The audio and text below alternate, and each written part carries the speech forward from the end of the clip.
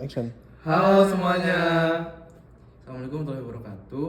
Kami dari kelompok 2 yang berisikan saya Syaitan Kelompok. Saya Arsalan Mujadid. Saya Rabi Subhan Kusuma.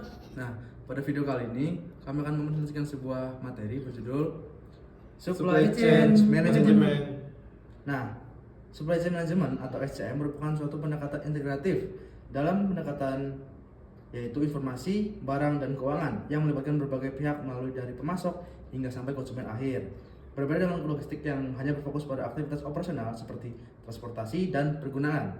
SCM mencakup integrasi seluruh aktivitas dari hulu sampai ke hilir. Dalam konteks maritim, SCM berperan penting karena sebagian besar distribusi internasional dilakukan melalui jalur laut, sehingga melibatkan berbagai stakeholder seperti otoritas pelabuhan, terus perusahaan pelayaran, freight provider, hingga sampai ke bea cukai.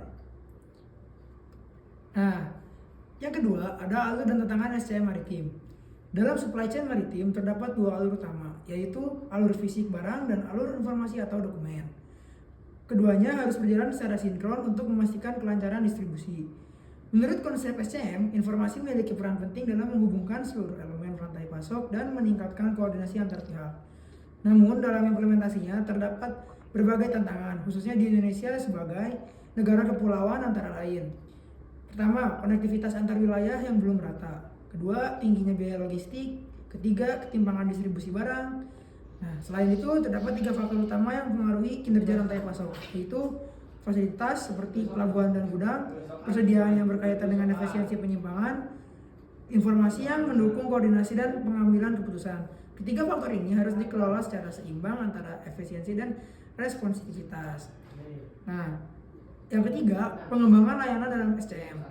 Pengembangan layanan dalam SCM tidak hanya berfokus pada produk akhir, tetapi juga mempertimbangkan keseluruhan proses rantai pasok sejak awal perancangan. Menurut konsep dalam SCM, keputusan pada tahap desain produk dapat menentukan sebagian besar biaya efisiensi sepanjang siklus hidup produk.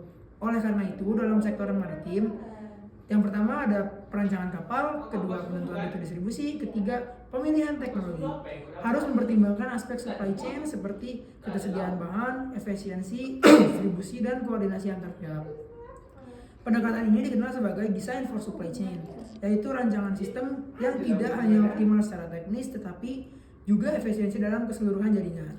Dan di sini ada bagian 4, strategi jaringan logistik. Dalam SCM atau Supply Chain Management, salah satu keputusan strategis adalah menentukan jaringan distribusi, termasuk lokasi pelabuhan atau hubungan logistik. Keputusan ini melibatkan trade-off antara yang pertama, efisiensi biaya dan responsivitas terhadap permintaan pasar. Jika fasilitas dekat dengan pasar, maka respon lebih cepat tetapi biaya meningkat. Sebaliknya, jika terpusat, biaya lebih rendah namun waktu pengiriman lebih lama. Untuk membantu pengambilan keputusan, digunakan metode seperti Gravity Location Model, yaitu pendekatan untuk menentukan lokasi optimal berdasarkan volume distribusi dan jarak.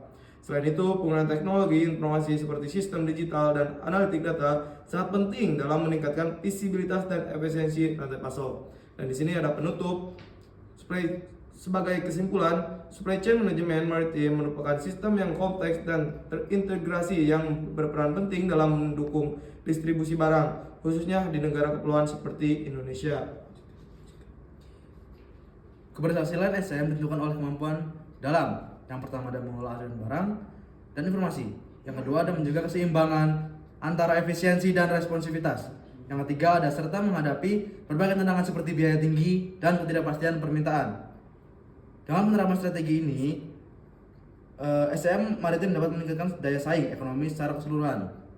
Berikut penjelasan materi dari kelompok 2. Kurang lebihnya kami mohon maaf. Sekian. Wassalamualaikum warahmatullahi wabarakatuh. Salam.